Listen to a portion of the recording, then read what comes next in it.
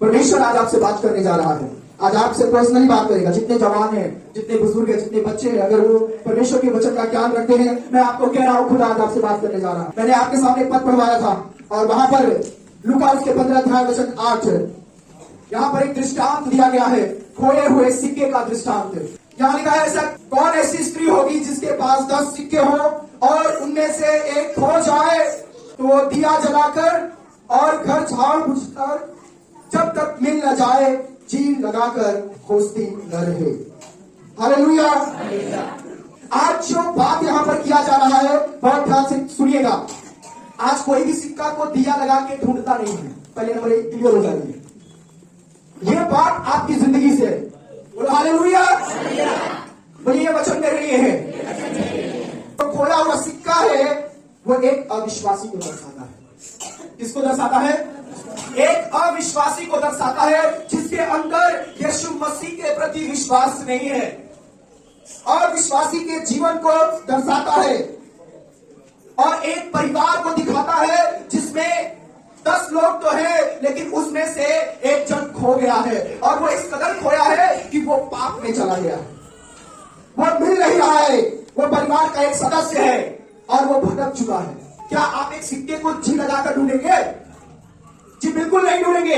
लेकिन अगर आपके परिवार में 10 लोग हो और 9 लोग अच्छे पोजीशन पे हो, आपको उसकी चिंता नहीं होगी। लेकिन एक जो किसी लायक नहीं है, आप उसको बहुत सुधारने की कोशिश करेंगे, आप उसके लिए काम करने की कोशिश करेंगे, उसे बचाने की कोशिश करेंगे।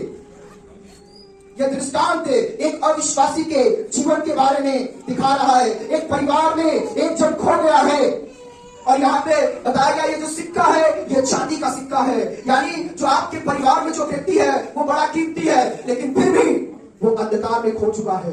वो आपका पति हो सकता है, वो आपका बेटा हो सकता है, वो स्वयं आप भी हो सकते हैं। आपको भी जरूरत है कि जी लगा करके परमेश्वर की ओर अपने ध्यान को लगाइए, परमेश्वर से मांगिए, उससे कहिए कि मेरे घर में परमेश्वर, मेरा भाई शराब में चला गया है, मेरा बच्चा व्यभिचार में चला गया है, मेरे लोग नाश हो रहे हैं, मैं कोशिश कर रहा हूं, मैं कोशिश कर रही हूं परमेश्वर कि ये बच जाए। एक खोए हुए सिक्के का उदाहरण लेकर मैं आपको आज आपसे रूबरू कराना चाहता हूं। क्या कारण हो गया कि यह सिक्का खो गया? परिवार में अक्सर हम देखते हैं लोगों की उपेक्षा की जाती है। कई बार लापरवाहियों के कारण लोग पाप में चले जाते हैं। कई ऐसी लापरवाहियां हमारी जिंदगी में है। आप जानते हैं सिक्के को संभालने में असावधानी बरता गया जिससे वो खो गया। असावधानी कैसे है? हम चर्च में है, हमारा पति ठीके पर है, हम चर्च में, हमारा बच्चा घर में है। परमेश्वर को सीरियस कब लेंगे आप? कब आप पूरे घराने के साथ परमेश्वर की आराधना करेंगे? जब शनिवार आए आप उनसे बात करना शुरू कर दीजिए, नहीं चलना है भवन में, उस परमेश्वर की उपस्थिति में रहना है, नहीं तो तुम खो जाओगे। जैसे ये सिक्का खो गया और वो स्त्री जी लगाकर ढूंढ रही है, वो कहां है, वो कहां है, उसके बिना काम नहीं बनेगा, उसको मिलना है, उसको मिलना है। और जब वो सिक्का मिल गया, बाइबल बताती है मेरे प्रियो कि जब वो मिल जाता है तो अपनी सखियों और पड़ोसियों को इकट्ठा करके कहती है मेरे साथ आनंद करो क्योंकि मेरा खोया हुआ सिक्का मिल गया है। अगर आज आप खो गए हैं, अगर आप परमेश्वर को ग्रहण कर लेंगे, आपका बच्चा ग्रहण कर लेगा, बाइबल कहती है स्वर्ग में खुशियां मनाया जाएगा, स्वर्ग में आनंद मनाई जाएगी, स्वर्ग का परमेश्वर अपने स्वर्गदूतों के साथ आनंदित होगा। ऊपर आप पढ़ रहे थे यहाँ पर कि कैसे परमेश्वर 99 भेड़ों को छोड़ देता है क्योंकि वो धर्मी है, और जो एक भेड़ जो खो चुकी है उसको बोलता है बचाओ। और जब वो मिल जाती है, बाइबल लिखा उसे कंधे पर लेता है, बड़े आनंद के साथ जाता है। आज हमें और आपको जरूरत है कि अपने आप को जांचें, कहीं हम खो तो नहीं गए हैं। यह सिक्का एक अविश्वासी जन को दिखाता है, ऐसे जन को दिखाता है जो आज भी अंधकार में पड़े हुए हैं। शायद यीशु का नाम जानते हैं लेकिन यीशु की जिंदगी नहीं जानते, उसका कैरेक्टर नहीं है लाइफ में, केवल यीशु का नाम है। ऐसे लाइफ नहीं चाहिए, यीशु का जीवन उनके जीवन में होना चाहिए। जब आप 11 पद पढ़ेंगे तो पाएंगे आप वहां पर कि एक झुंड है बड़ा बेवकूफी कर रहा है। 10 पद में छोड़ दिया, इसको मैं आपको समझा दूं। लिखा है मैं तुमसे कहता हूं कि इसी रीति से एक मन फिराने वाले पापी के विषय में परमेश्वर के स्वर्गदूतों के सामने आनंद होता है। जब 4 पद पढ़ेंगे तो पाएंगे कि झुंड है एक और उस झुंड में से एक भेड़ भटक गई है। यहां पर इतने झुंड है, आप सुरक्षित है। आपके परिवार में एक झुंड, एक ग्रुप है। जब हम फैमिली बोलते हैं ना, फैमिली का जो डेफिनेशन है वो है ऑफ पीपल, एक ऐसे लोगों का झुंड, एक समूह। अब आप सोचो, मैं आपको एक मिनट दे रहा हूं, अपने आंख को बंद करो और आपके परिवार में कौन भटक रहा है उसका नाम लो और आज यीशु के पास उसे बुलाओ और अगले संडे वो इधर होगा। थोड़ी देर स्वर्गीय पिता, मैं नहीं चाहता कि मेरे परिवार में या इनके परिवार में कोई भी जन भटके प्रभु और वो अविश्वासी के कैटेगरी में आए। तेरा वचन में सिखा रहा है प्रभु कि झुंड से दूर जंगल में वो भेड़ खो गई और तू उसे बचाने के लिए उस चरवाहे को भेजना।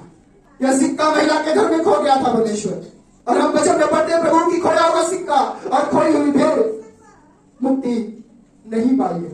प्रभु, जो लोग अपने परिवार में किसी भी जन के लिए आज तेरे भवन में वचन के दौरान पुकारे वो बचाया जाए यीशु के नाम में।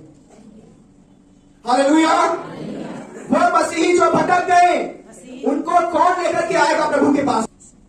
आपके अंदर एक बोझ होनी चाहिए कि आपका दोस्त भटक गया है, आपकी मां नहीं आ रही है, आपका भाई नहीं आ रहा है, मेरा घराना यीशु की आराधना करेगा। आपके अंदर ऐसा विश्वास होना चाहिए। बाइबल कह रही है, अगर आप भटक जाओगे आप उस नरक की आग में जाओगे जहां पर केवल दुख ही दुख है। 11 पद में लिखा है, एक और जन का उदाहरण है। जब 11 पद पढ़ेंगे, अगर फिर उसने कहा किसी मनुष्य के 2 पुत्र थे। यह पद हमें सिखाता है कि बेवकूफी की वजह से भेड़ खो गई थी, बेवकूफी की वजह से और लापरवाही की वजह से सिक्का खो गया था। आज हमारी बेवकूफी की वजह से हमारे अपने प्रभु के पास नहीं आ रहे हैं, हमारी लापरवाहियों की वजह से आज वो प्रभु के पास नहीं आ रहे। क्यों? क्योंकि वो हमारी जिंदगी में यीशु को देखना मांगते हैं, लेकिन हमारी जिंदगी में कुछ और दिखाई देता है। जानबूझकर, यहां पर बाइबल में जानबूझकर वो बेटा अपने पिता के घर से चला गया था, जानबूझ करके, पूरे होशो हवास में था, उसको सब कुछ पता था, वो बड़ा हो गया था, जानबूझ करके वो पिता से दूर हो गया, घर चला गया, वो घर को छोड़ दिया ताकि वो मनमानी कर सके। आज प्रभु के भवन को छोड़ने वाले लोग जानबूझकर नहीं आते हैं ताकि वो मनमानी करे अपनी जिंदगी में, क्योंकि जब वो यहां आएंगे परमेश्वर का वचन उनको काटेगा, छाटेगा, उन्हें तैयार करेगा। कई बार दुख का सामना करना पड़ेगा, कई बार आपको लगेगा मैंने क्यों गिराया, लेकिन मेरी दुआ अभी तक नहीं सुनी गई। लेकिन परमेश्वर चाहता है कि आप बने रहो, क्योंकि जो परमेश्वर का टाइम है वो सबसे ज्यादा बेस्ट है। जब मैं प्रार्थना करता हूं, मैं कहता हूं प्रभु मैं तो चाहता हूं कि ये अभी हो जाए, लेकिन जब तेरे टाइम में होगा ये बहुत उत्तम होगा। आमीन। मुझे तेरे टाइम का इंतजार है, वो टाइम जब तू चाहेगा तो बहुत आज से काम कर प्रभु। कई बार जानबूझकर हम और आप गुनाहों में जाते हैं, पाप में जाते हैं, अधर्म के काम करते हैं और परमेश्वर से जैसे ये बेटा दूर हो गया अपने बाप से वैसे दूर हो गया। बाकी बड़ी खूबसूरत चीज बताती है कि परमेश्वर एक मनुष्य के समान, यहां पर कई बार आप बाइबल में देखेंगे लिखा है यीशु मसीह भी एक पिता का दर्जा देता है, परमेश्वर को एक पिता का दर्जा देता है। हम भी कई बार परमेश्वर पिता बोलते हैं, एक आदर एक रिस्पेक्ट देते हैं, लेकिन आज यहां पर एक बेटा अपने पिता से दूर होने के लिए बोल रहा है कि मुझे हटना है, मुझे जाना है, मेरा हिस्सा दो, जानबूझकर, ताकि वो मनमानी कर सके। जैसा यार उसने 3 अध्याय वचन 6 में लिखा है, हम तो सब के सब भेड़ों की नाई भटक गए थे, हम में से हर एक ने अपना अपना मार्ग अपना लिया और यहोवा ने हम सबों के अधर्म का बोझ उसी के ऊपर लाद दिया, और वो था यीशु नासरी, यीशु मसीह। अगर आज आप भटके हुए हैं, मैं चाहता हूं लौट आइए, आप लौट आइए, अपने असावधानियों को थोड़ा ठीक कर लीजिए। बड़ी बात तो यह थी कि ये जो सिक्का खोया था वो घर में ही खोया था, कहीं बाहर नहीं खोया था। अब थोड़ी देर सोचो कि आपके घर में क्या चल रहा है। क्या केवल आप एक प्रार्थना योद्धा है या फिर कोई और है? वो बड़ी जी लगा के मेहनत से ढूंढ रही थी, परिश्रम कर रही थी, दिया जला रही थी, झाड़ू से निकाल रही थी, कहां गया, फर्श साफ कर रही थी। अच्छा, पर आप क्या कर रहे हैं?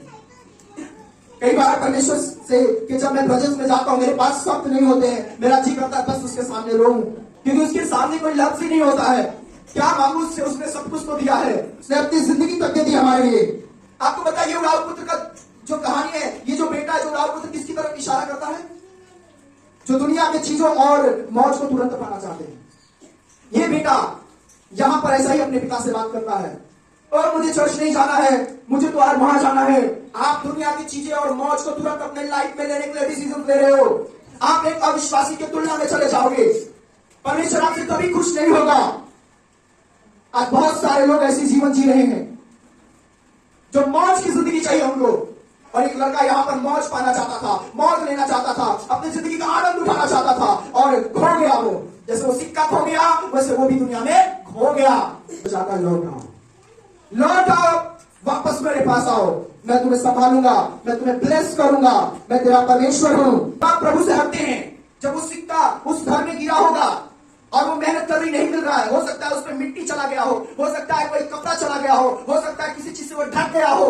जब आप प्रभु से, अपने परमेश्वर से दूर जाते हैं तो यह संभव है कि दुनिया की मौज मस्ती, पाप, लोगों की बातें, तमाम चीजें आपको ढक देंगी, आपको अपने में फंसा लेंगी, अविश्वास आपके लाइफ में आ जाएगा।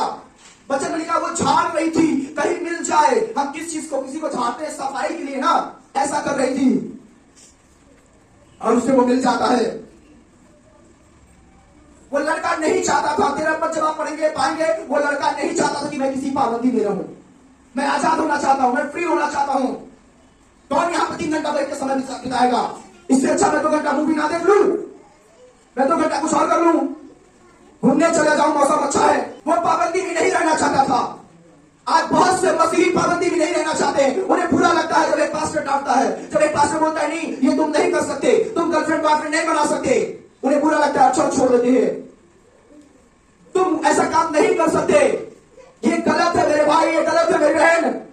अमेरिका में लोग कहने लगे कि यहाँ का कल्चर है कि जब हम चर्च में जाएंगे तो हम कुछ भी पहन के जाएंगे, जैसे मन करे वैसे जाएंगे। मैं एक वीडियो देख रहा था, पास्टर प्रभु के अभिषेक में आके बोल रहा था कि ये एंटरटेनमेंट का प्लेस नहीं है, तुम अपना टांग इधर दिखाने के लिए ऐसे कपड़े पहन के नहीं आओगे, ये पवित्र मंदिर है और नेक्स्ट टाइम से एक भी जन ऐसा कपड़ा पहन के नहीं आएगा जो किसी को परीक्षा में डालेगा। हम लोग उनसे बहुत बेहतर है, एटलीस्ट हमारे यहाँ का कल्चर है कि हम साड़ी आप लोग पहनते, पैंट शर्ट पहनते, अच्छे से अपने आप को ढाक के आते हो। और उसने बोला कल्चर को मत लाओ बीच में, ये देखो पिता की आज्ञा पूरी हो रही है कि नहीं, वो मुझसे खुश हो रहा है कि नहीं, ये मुझे नहीं चाहिए। नहीं तो आप उस अविश्वासी की कैटेगरी में जाओगे, आप उस पाप में जाओगे, आप खो जाओगे। जो चाहता है आप बचाए जाए, बिना परमेश्वरी रोक टोक के आप जिंदगी बिताने में असमर्थ हो जाएंगे।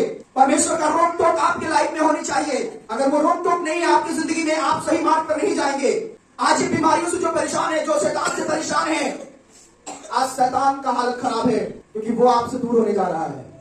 आमीन। वो लड़का बेलगाम की जिंदगी जीने लगा मेरे प्रियो, वो एक दिखावे की जिंदगी जीने लगा, जो आत्मिक बातों में परमेश्वर को छोड़ चुका था, हट गया उससे, उसे अच्छा नहीं लग रहा था प्रभु के पास, खो गया वो। आज आपके परिवार में कितने लोग खो रहे हैं? बहुत तकलीफ की बात है, आप कहीं स्वयं तो नहीं न खो गए हैं। ऐसे लोगों की ताकत जो दुष्टता में जीवन जीते हैं, जो अविश्वास की जीवन जीते हैं, ऐसे लोगों की ताकत, ऐसे लोगों का समय, ऐसे लोगों का सोच विचार, ऐसे लोगों की योग्यताएं, ऐसे लोगों की जो साधन है, जो सुख सुविधा है, सब कुछ सिर्फ दुनियावी बातों पर खर्च हो जाएगा, दुनियावी चीजों में आप खत्म कर दोगे। लेकिन यीशु चाहता है कि आप उड़ाऊ पुत्र की तरह अगर भटक गए तो वापस लौट करके आइए, परमेश्वर के पास आइए, गुनाहों को मानिए, अपराधों को मानिए, परमेश्वर आपको यूज करेगा। एक चीज मैं आपको बताऊं, जो उसके पास थे, परमेश्वर उसके लिए, बाइबल बताती है यहाँ पर, पला हुआ बछड़ा कभी नहीं दिया। लेकिन जो पापी थे, पहले पद में लिखा है, सब चुंगी लेने वाले और पापी उसके पास आया करते थे और उसकी सुने। प्रभु के पास आते हैं, बच जाते हैं, प्रभु बहुत खुश होता है। सोचो, मुझे समझ नहीं आता कि पत्नी कहती मैं विश्वास करती हूं, पति नहीं करता, वो खोया हुआ है। बच्चे नहीं करते, जी तोड़ मेहनत करो, जब तक वो परमेश्वर में नहीं आ रहा है, जब तक उसका विश्वास स्ट्रॉन्ग नहीं हो रहा है, तब तक लगे रहो, क्योंकि अंत का समय बहुत निकट है। परमेश्वर आपको बहुत ब्लेस करेगा।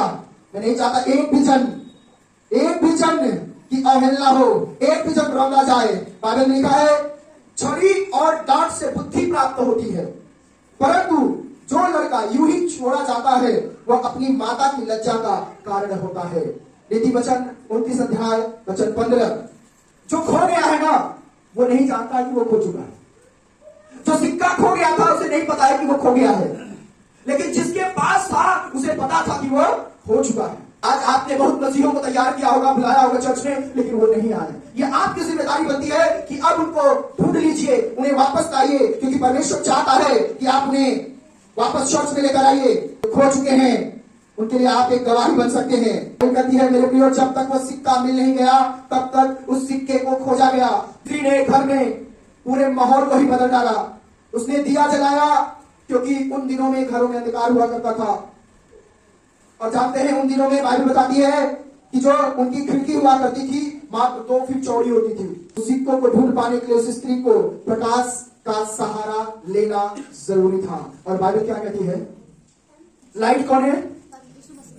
अगर आप किसी को बचाना चाहते हैं तो बाइबल कह रही है जगत का ज्योति मैं हूं, बिना मेरे आप नहीं बचा पाओगे। उस स्त्री ने सिक्के को खोजने के लिए रोशनी का सहारा लिया और यीशु कह रहा है अगर तुम्हें किसी को बचाना है तो तुमको मेरी जरूरत है।